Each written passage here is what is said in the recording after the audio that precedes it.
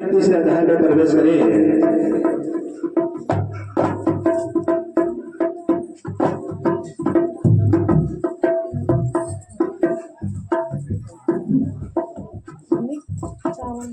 हे मुझे कर सुनो तुम्हें अब मैं आगे की कथा सुनाता हूँ। हे मुझे कर सुनो तुम्हें अब मैं आगे की कथा सुनाता हूँ। गुलगाम को एक राजा थे, गुलगाम को राजा थे, अब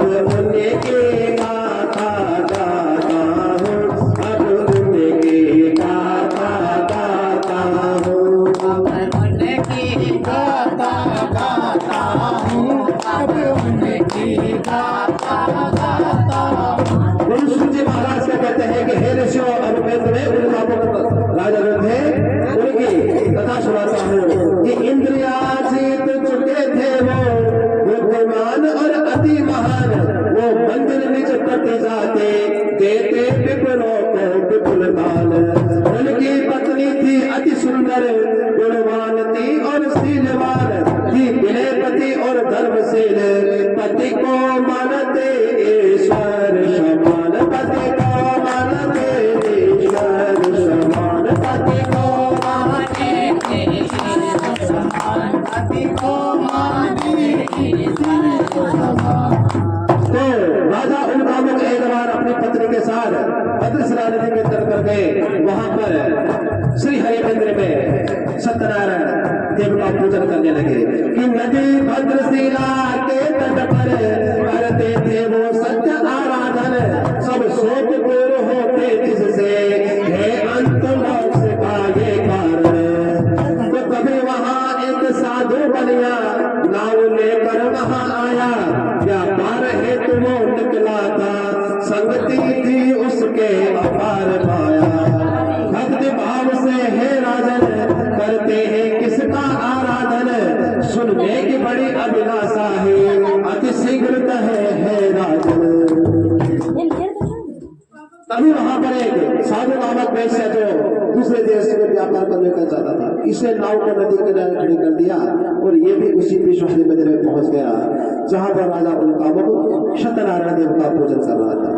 इसलिए राजा रानी को प्रणाम कर क्या कहता है कि राजा बोले हे साधु वैश्य, राजा बोले साधु वैश्य, भक्त सत्य देव का है महान, भक्त सत्य देव का है महान।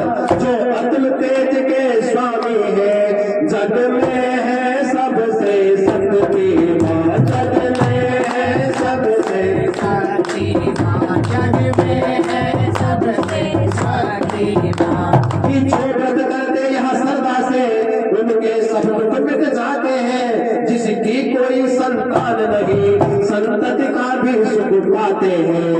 वचन सुने जब राजा के, वह साज बढ़कर हर्षाया। यह कथा कहे विस्तार से, निपकर आप मुझ पर दया कि मेरी भी कोई संतान नहीं, मेरी भी कोई संतान नहीं। मन में दृढ़ विश्वास रहे, मन में दृढ़ विश्वास रहे कि आशा पूरी होगी मेरी, कि आशा पूरी होगी मेरी, यदि सत्य देव की कृपा रही, यदि सत्य देव की कृपा रही, यदि सत्य देव की कृपा रही। राजा से कथा पुनीत सुनी, व्यापार आदि को निपटाया, मन में अति आनंद लिए साधु बनिया निज गृह आया। भार्या लीलावती से व्रत का फिर किया उसने बखान, तब मैं यह व्रत करूंगा जब होगी मेरी भी संतान। क्या कहता है कि जब मेरे यहाँ भी कोई संतान हो जाएगी तो हम भी सत्यनारायण देव का व्रत अवश्य करेंगे। कि साधु बड़े को कुछ काल बाद, साधु बड़े को कुछ काल बाद, एक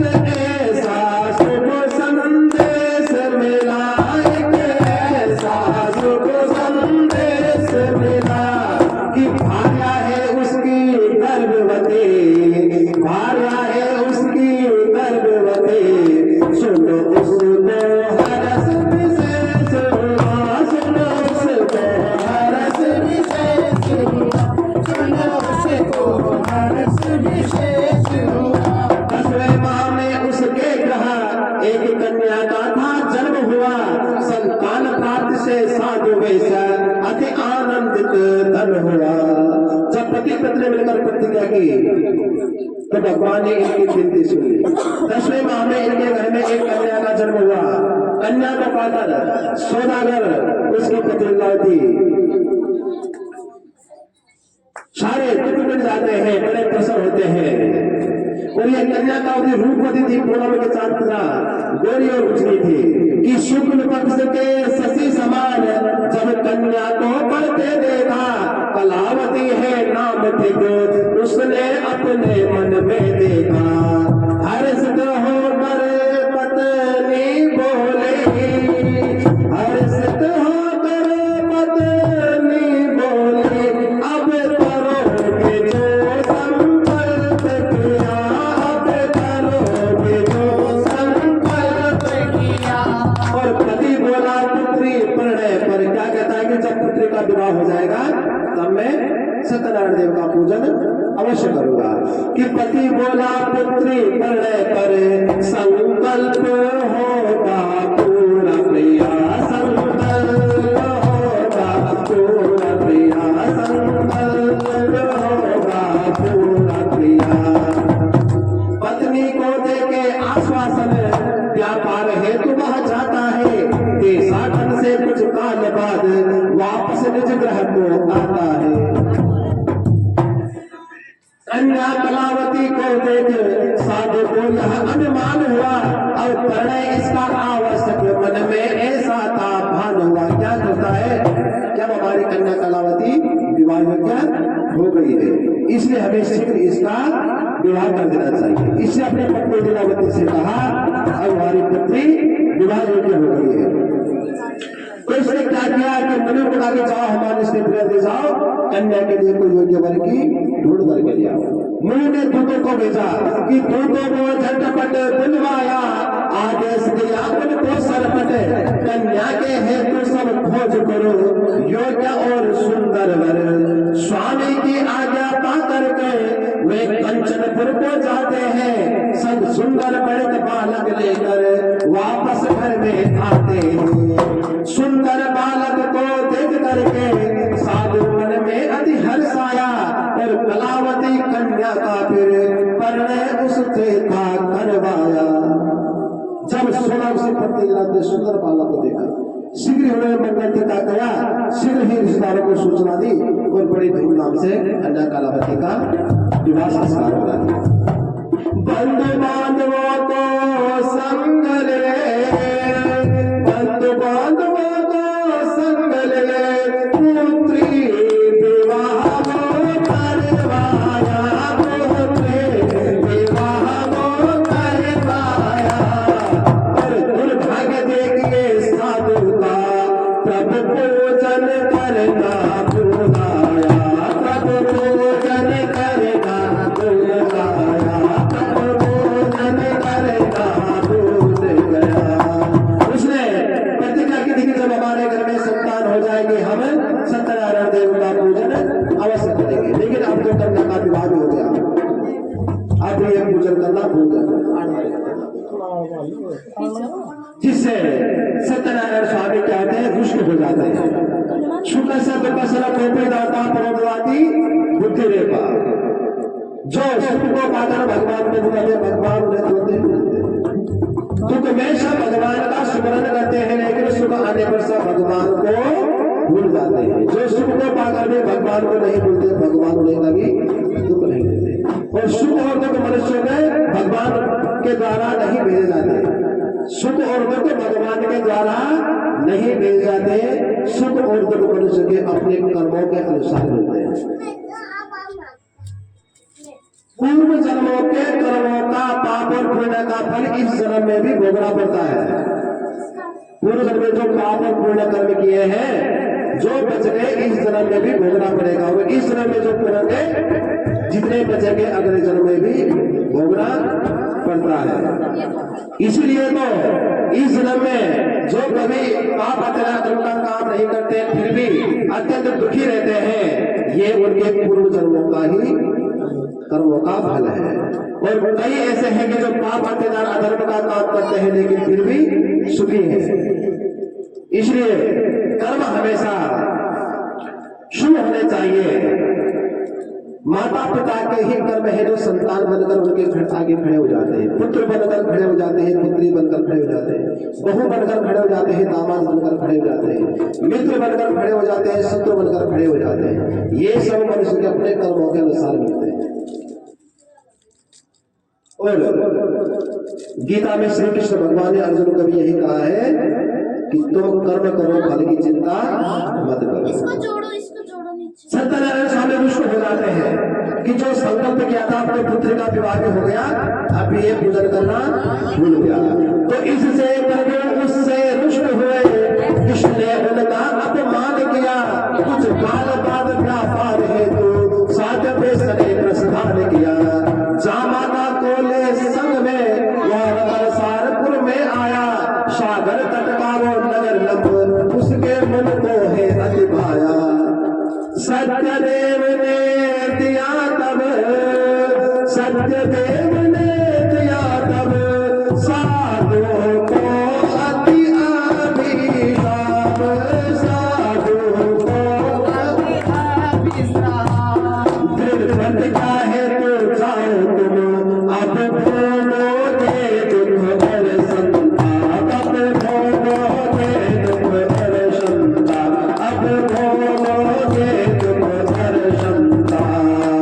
रतन सारपुर के राजा से अभी चंद्रकेतु एक नगर महान, राजकाज में अति प्रवीण थे, कुशल और अति बुद्धिमान।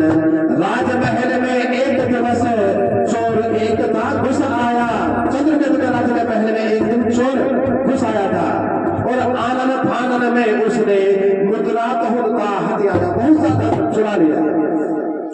दूतों ने आहट पा करके चोर को जैसे ही पकड़ना चाहा, हाथों से वो भाग निकला, प्राणों के संकट बेसहारा।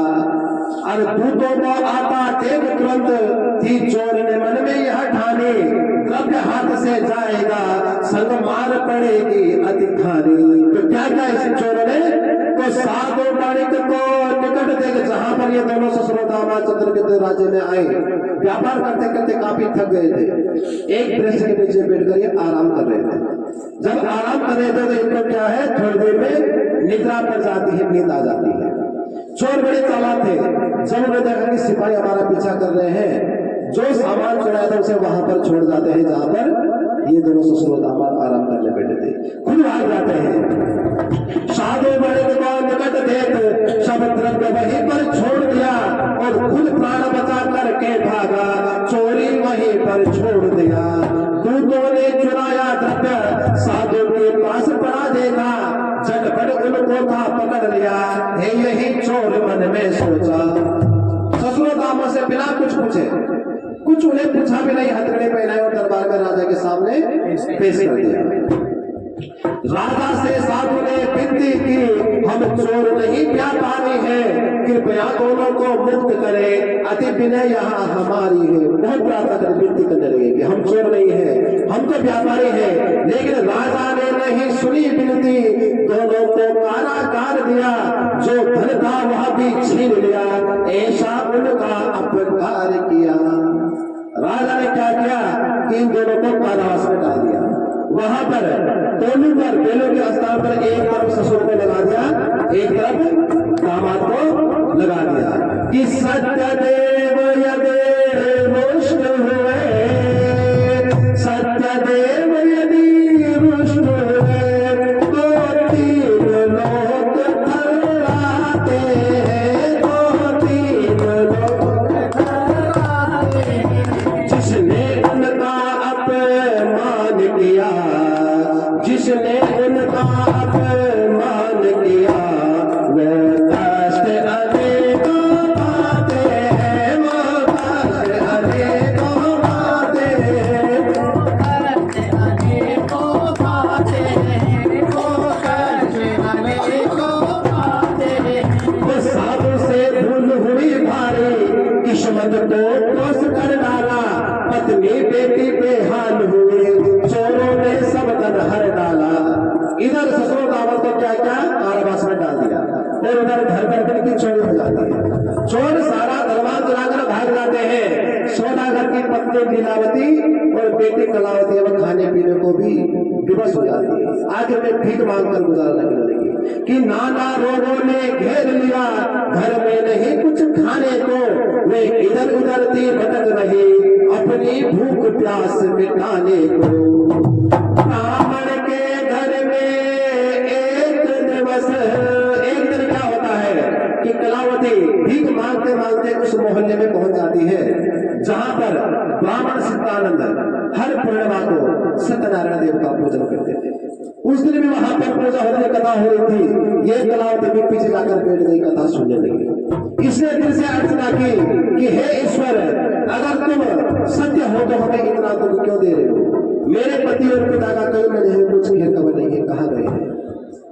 ब्राह्मण के घर में एक दिवस, ब्राह्मण के घर में एक दिवस, वहाँ कलावती जब जाती है, वहाँ कलावती जब जाती है, पावन सत्यनारायण का व्रत होते वो वहाँ पर पाती है, होते वहाँ पर पाती है।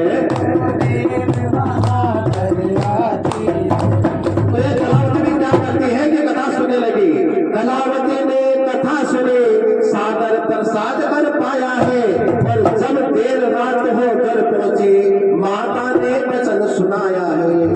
रात काफी हो गई थी, घर पहुंची, माता ने कहा, कड़कर बोले कि नींद भी भाई थे, इतनी देर रात को घर आ रही है, क्या मेरी बदनामी कराएगी?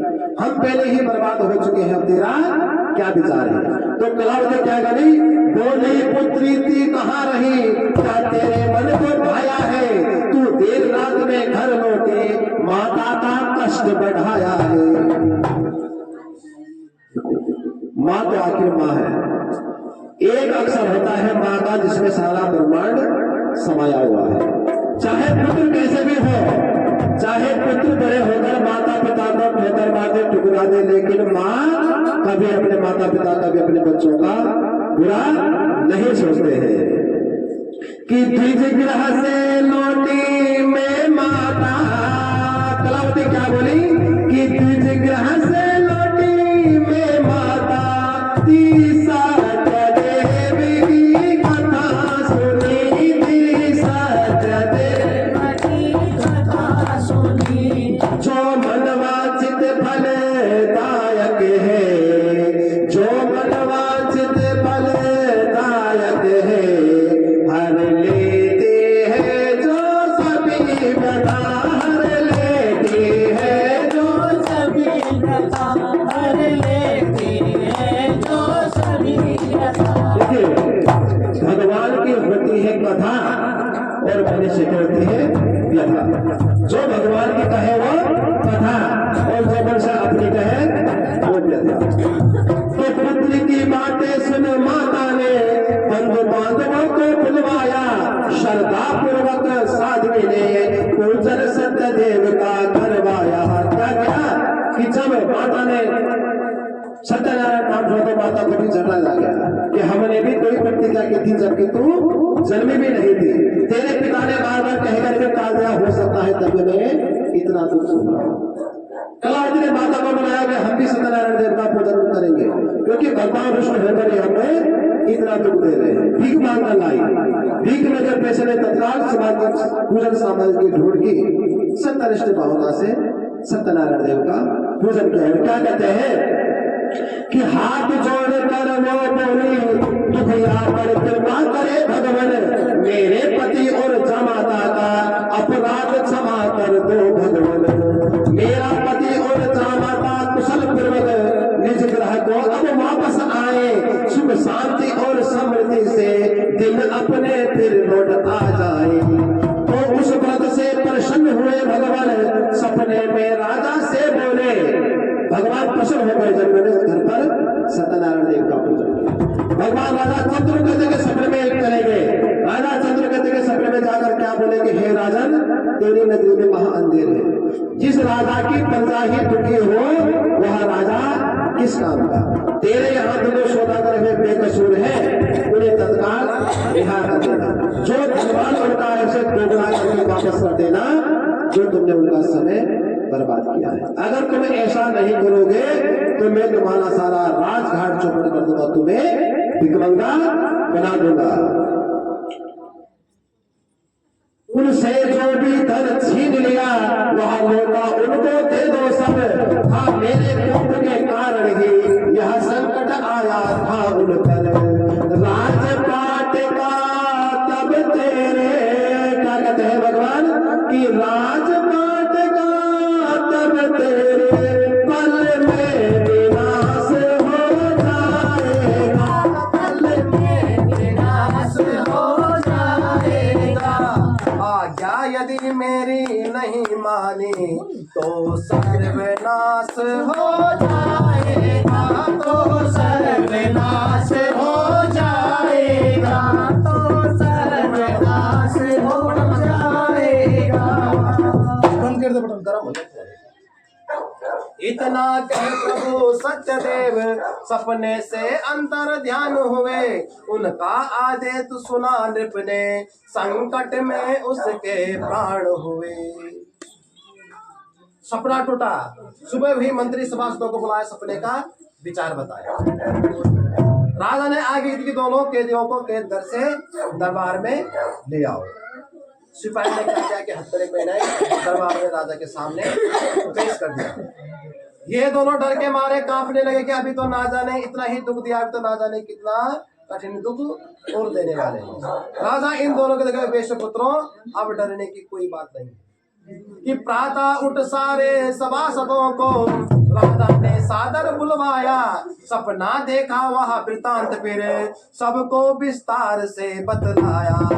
आदेश दिया फिर राजा ने, आदेश दिया फिर राजा ने, बंदे बड़िक डोले आए, बंदे बड़िक डोले आए। और बंधन मुक्त करो उनको, सादर उनको यहाँ ले आए, सादर उनको यहाँ ले आए, सादर उनको यहाँ ले आए। प्रारब्ध है तो तुम दुख भोगे, अब चिंता की कोई बात नहीं। निग्रह तुम अपने जा सकते, चिंता की कोई बात नहीं।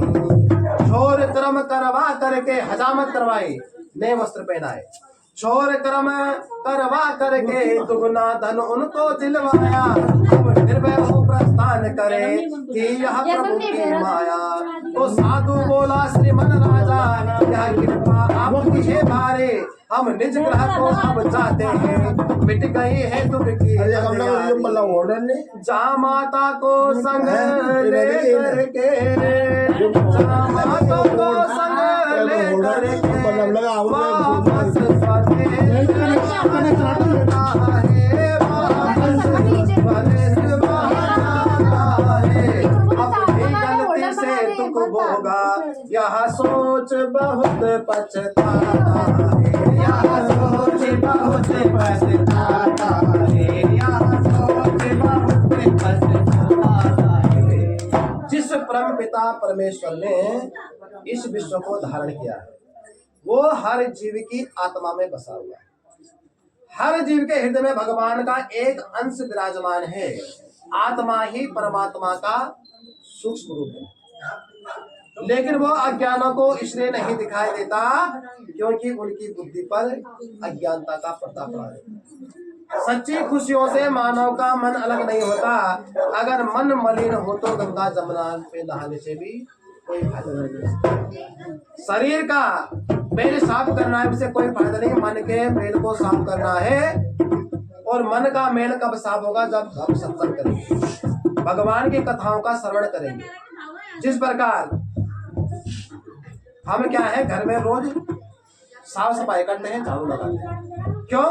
कुछ दिन के लिए घर से बाहर चले जाए तो घर में थोड़ा कचरा जमा हो जाता है। उसी प्रकार ये मन भी है। अगर इसमें जो विकार रूपी ईर्ष्या, द्वेष, क्रोध, विकार रूपी जो विकार मन में मेल बनकर जम जाते हैं, उन विकारों को साफ करने का काम ये भगवान की कथा करती है। इसलिए सत्संग करें, भगवान की कथाओं का श्रवण करें। शास्त्र में क्या लिखा कि 4 जगह बिना बुलाए भी जा सकते हैं। एक तो जहां भगवान की कथा हो रही हो, ऐसा नहीं कि जब बुलाएंगे तभी जाएंगे। भगवान का मंदिर हो, भगवान की कथा हो। मित्र के घर भी बिना बुलाए जा सकते हैं अगर संबंध अच्छा। और विवाहित स्त्रियां अपने पिता के घर बिना बुलाए भी जा सकती हैं। गुरु के घर, और चौथा क्या है, गुरु, जिससे क्या है, गुरु के घर बिना बुलाए भी जा सकते हैं। इन सब जगह ऐसा नहीं कि कोई निमंत्रण मिले तभी जा सकते हैं, सब जगह बिना बुलाए भी जा सकते हैं। तो मन के मेल को साफ करने का काम भगवान की कथा करती है। इसलिए भगवान की कथाओं का श्रवण करना चाहिए। ज्ञान तो कोई भी प्राप्त कर सकता है, ज्ञान कहीं से भी कोई प्राप्त कर सकता है, लेकिन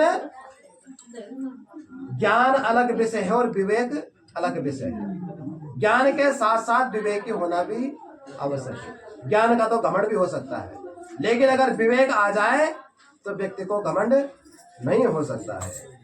उस परम पिता परमेश्वर ने जिसने इस विश्व को धारण किया हो जीव की आत्मा में है। वह अज्ञानों को इसलिए नहीं दिखाई देता क्योंकि उनकी बुद्धि पर अज्ञानता का पर्दा पड़ा रहता है। पाप करके, अत्याचार करके, अधर्म करके ऐसे पाप की कमाई का भी क्या करना, जबकि मृत्यु सया में पड़कर पछताना पड़े। मृत्यु सया में पड़कर सारे अच्छे बुरे कर्म याद आ जाते हैं। और शास्त्र क्या कहते हैं कि पाप, अत्याचार और अधर्म से कमा गया धन 10 वर्षों तक तो खूब फलता फूलता है, लेकिन उसके बाद सूद सहित वापस भी लौटाना पड़ता है। इसलिए भव सागर से पार जाना है तो भगवान के ध्यान में ही मन लगाना चाहिए। तृतीय अध्याय का हो रहा है अंत, श्रद्धा सहित ध्याये जय सत्यदेव भगवंत। बोल साचे दरबार की, श्री सत्यनारायण भगवान की जय। जय श्री राधे, जय जय।